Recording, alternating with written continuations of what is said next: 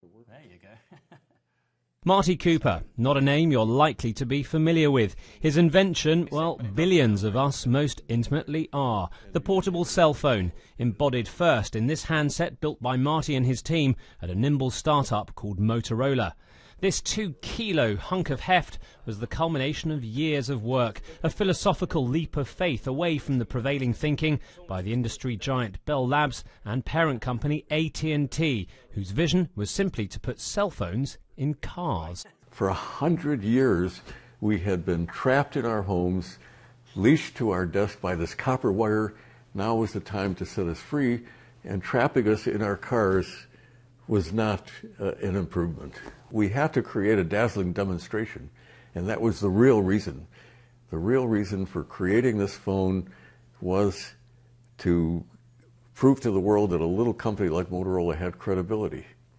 And that's what we did in New York and in Washington. We did what turned out to be a dazzling demonstration that the time was ready for personal portable communications.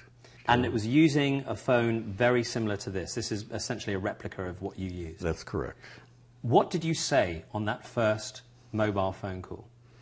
Well, I was talking to a journalist, just like you, and I tried to think of something. How disappointing. Yeah, clever to do.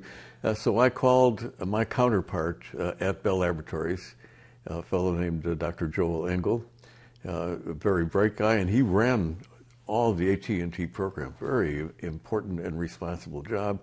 And I told him, Joel, it's Marty, and I'm calling you from a cell phone, but a real cell phone, a handheld, personal, portable cell phone. And there was silence at the other end of the line, and I'm certain... That's a bit worrying. Knowing Joel, I'm certain that he was polite, but to this day he doesn't remember that call. And I'm not You're sure he was actually there? There was somebody at the other end, was there? Oh, yes, there was. Yeah, I'm certain there was. And had you given it a lot of thought before you actually made that call, what you were going to say? Was that the kind of Neil Armstrong moment on the ground with mobile telephony? It was spontaneous, and I'm sure that Joel would rather I had not had that spontaneity. How much did you profit personally from your invention? How far? Well, in terms of satisfaction, enormously.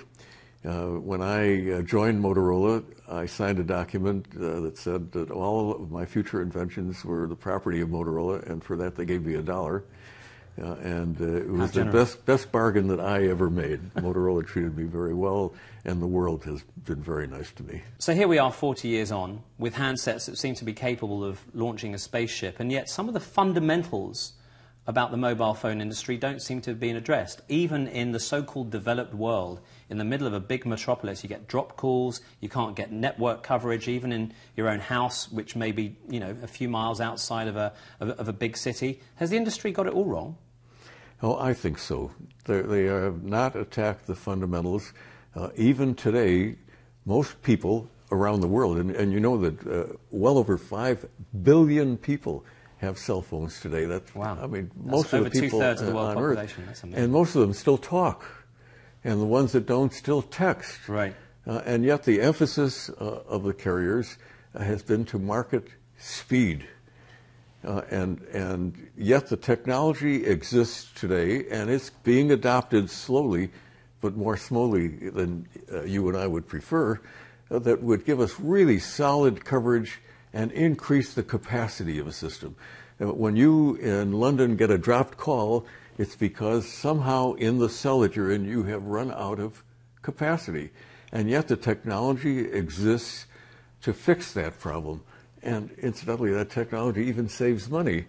But the emphasis of the carriers has been on the novelty of high speed, of internet access, of all these new applications. Novelty sells, right? Saying that you get slightly better network coverage probably doesn't sound as sexy, does it, to the average consumer? Well, I'm optimistic, Richard. Those problems are going to be solved. Believe it or not, we are a very young industry.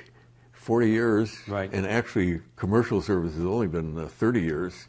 It's not a long time in the annals of technology. Those problems are going to be fixed. So we've talked a little bit about features of handsets and networks. Where do you see handsets and mobile phones taking us next?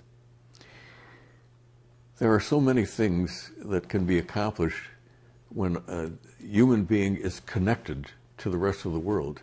But the one that's most exciting to me is the medical revolution, because now we have the capability of measuring things on your body, of actually doing a physical examination every 30 seconds instead of every year, or in my case, every 5 years, and actually understand what diseases are starting to form in your body before they become diseases. That would be incredible. People will remain healthy for most of their lives. It's going to take a generation or two, but that's going to happen. But it's started already, and I want to show you some examples. One of the biggest causes of death in Western civilization is congestive heart failure. And yet, we know how to anticipate that. Congestive heart failure means you're accumulating fluid in your lungs. Here's a patch that a person can wear on their body. May have to change it out every week or so. This patch talks to your cell phone and it senses what the fluid level in your lungs is. So the cell phone sends the data off somewhere. And that information goes somewhere, and you get an alert maybe 6 hours before you would have had a heart attack. You pop a pill and you avoid it. Just extrapolate that to a whole bunch of other diseases. And then you have some more frivolous things, like this patch, which does the same thing. It talks to your cell phone, but it measures your caloric intake and output.